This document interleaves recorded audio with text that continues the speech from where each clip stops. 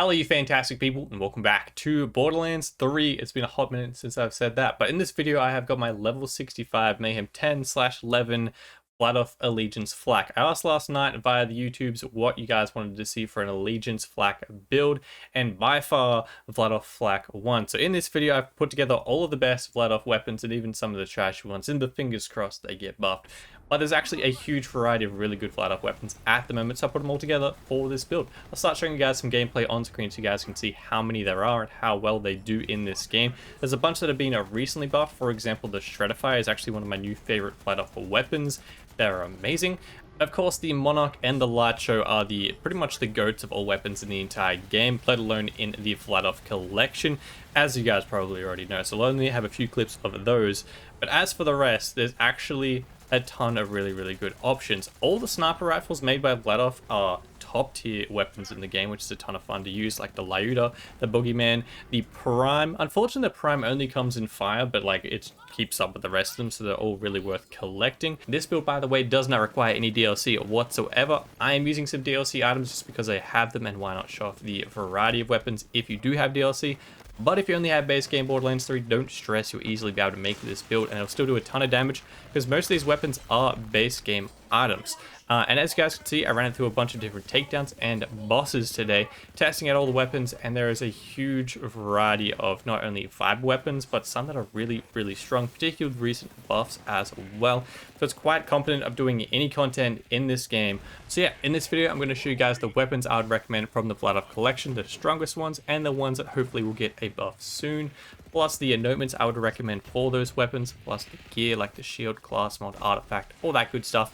Plus the level 65 skill tree for VLADOF Flak. And if you guys are still playing on Mayhem 10, I recommend the Mayhem Modifiers for you guys to use. So to start off with, the anointments I would recommend for this build, depending on what weapons you guys are using, consecutive hits is really good for high fire rate multi-pellet weapons like the Light Show or the Monarch. They're usually the ones I go for that anoint. Other than that, we're going to be using a rack attack, or if you guys want to change it to 3-shot fadeaway build, pretty much works the same. We essentially just want to be proccing our action skill end as quickly and as often as possible to make use of the next 2 mags elemental bonus 100% damage, or just 100% bonus weapon damage on action skill. And those 2 anoints are the key ones you guys want to get for any of your weapons in this build if you don't use consecutive hits on that particular weapon. As for the weapons I would recommend for this build, of course, the top 2 places just have to go to the Monarch and the Light Show. They're just too damn powerful for anything else to compete. They're pretty much the best 2 weapons in the game, let alone against the VLADOF collection. But of course, you guys likely already know that if you've ever seen a build video before or just ever used them in your guys' game. The Light Show is from DLC 3, but if you guys only have base game, the Monarch is in base game. You have to be on Mayhem 6 or above to be able to get it from Kilovolt though. As for other weapons, I would recommend the Damned Assault Rifle is really good. You can get ×2 variants, annexed versions if you guys want.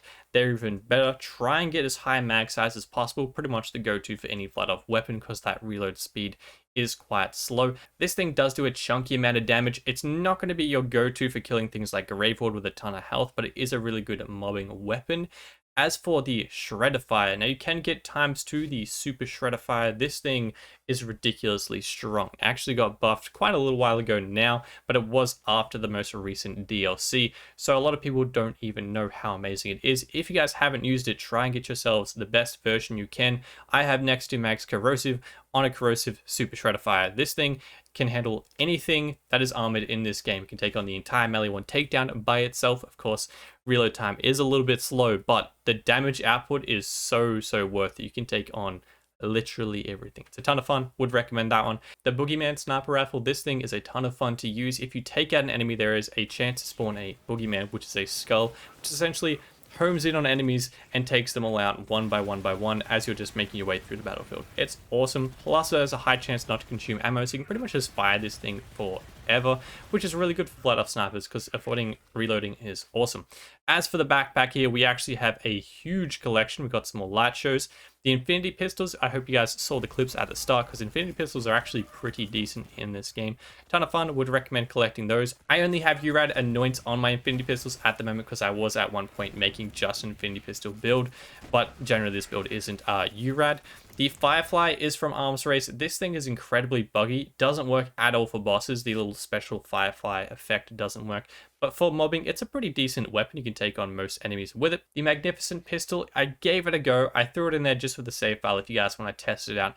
It's not horrible. The damage is pretty decent on it. There are better options.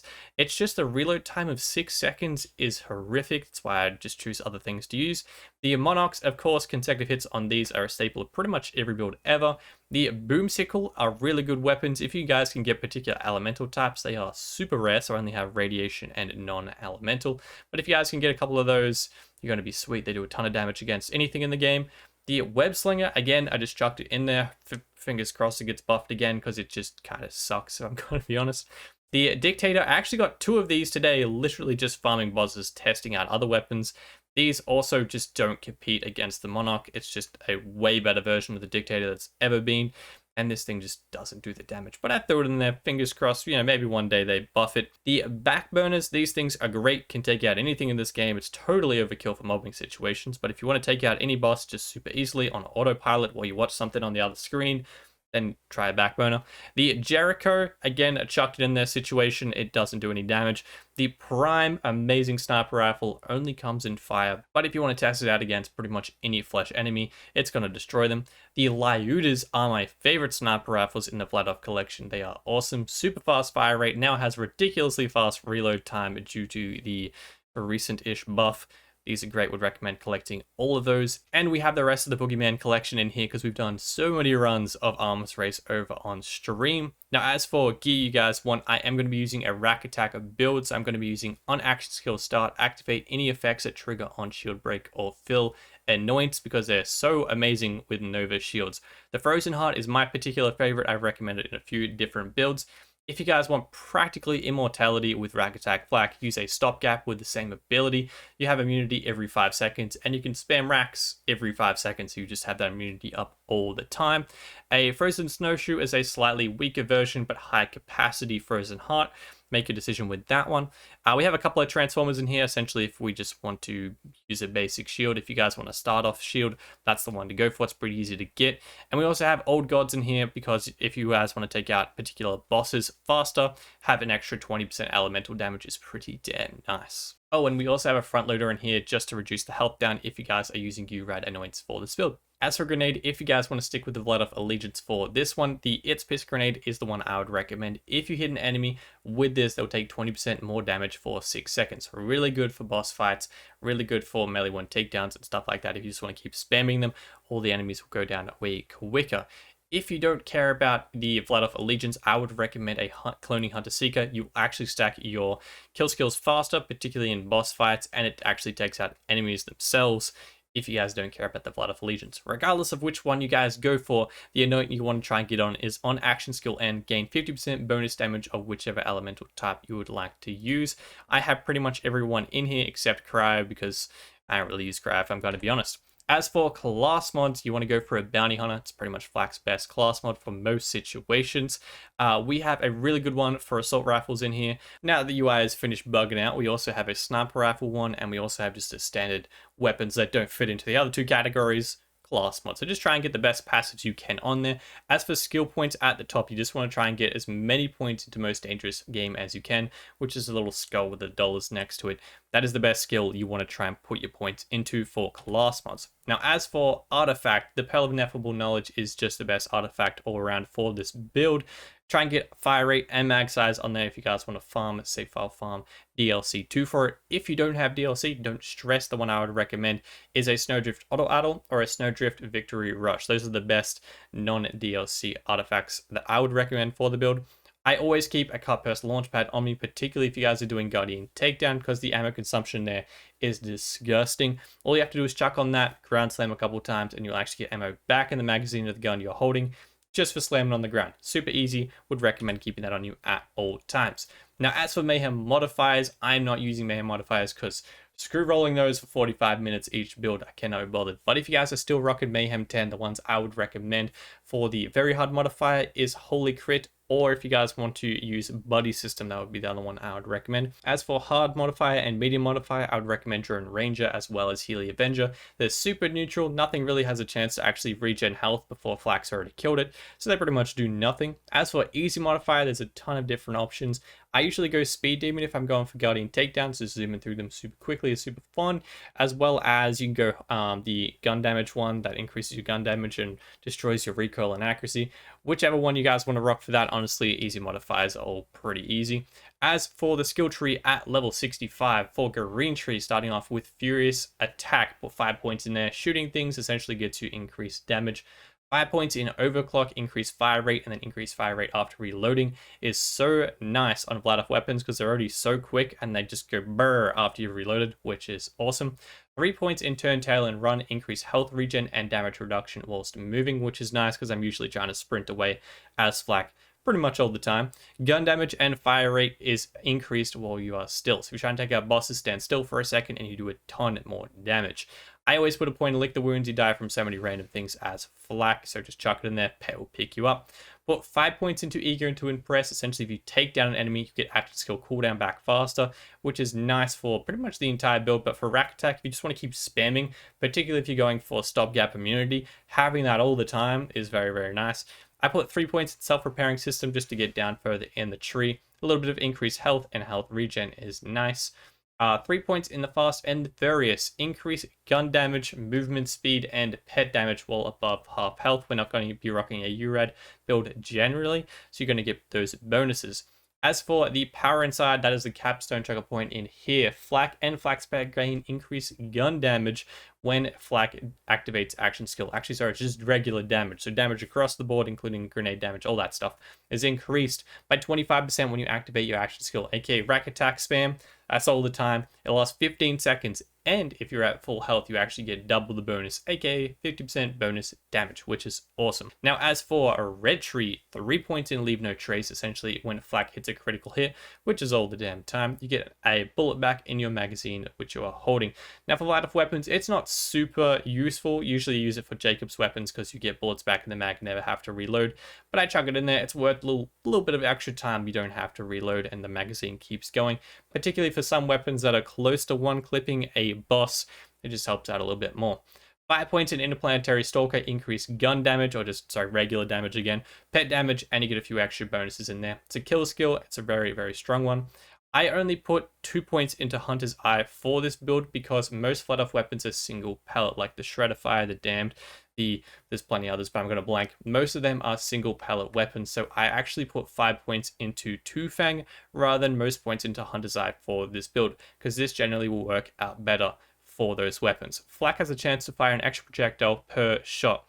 With 5 points, you essentially get a 25% increase damage, because 25% of the time you're going to be shooting an extra shot, doubling your damage for that shot. 25% overall, 25% increase in damage. 3 points in head count whenever Flak scores a critical hit, again, all the time. There is a chance that action skill cooldown is reduced. Again, like I said, we want to do that all the time with Rack Attack, or if you're going for 3-shot fadeaway, both we want to be able to do all the time and as quickly and as often as possible.